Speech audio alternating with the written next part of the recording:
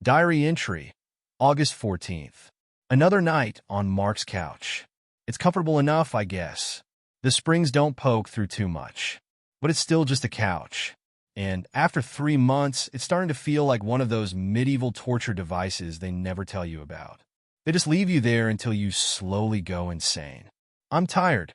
So damn tired. Not just physically, although that's part of it too. It's a bone-deep weariness, the kind that settles in your soul and makes even brushing your teeth feel like climbing Everest. Tired of smiling at strangers, tired of rewriting my resume for the 100th time, tired of getting rejected.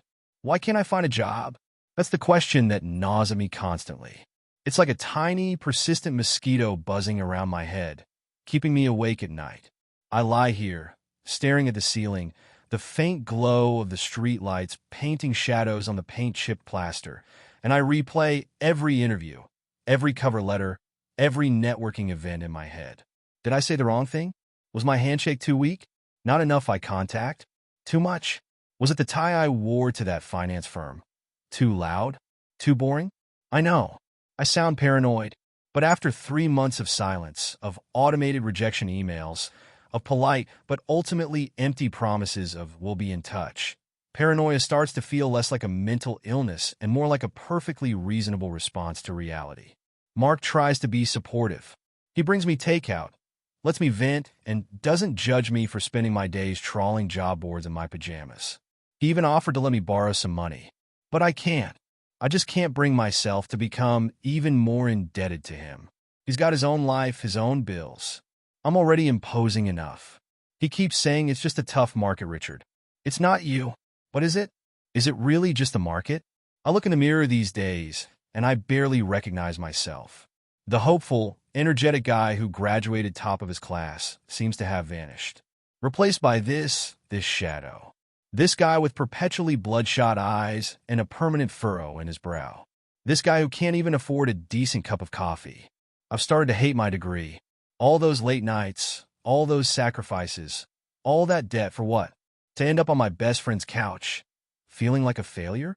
I applied for a job at the grocery store down the street today, stocking shelves. It's not exactly rocket science or anything remotely related to my education, but it's a job. And right now, any job feels like a lifeline. I hesitated before clicking submit. A small part of me still clings to the hope that something better is out there, that the investment banking role I interviewed for last month will suddenly call. But that's just wishful thinking, isn't it? I'm starting to lose faith.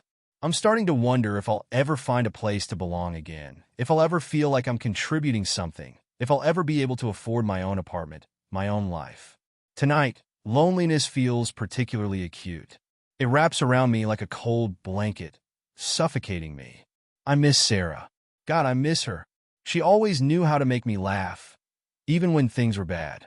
She would have told me to dust myself off, to keep fighting.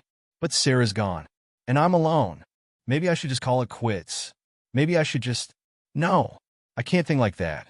I made a promise to myself, and to Mark, and even to Sarah's memory, that I wouldn't give up. So I won't.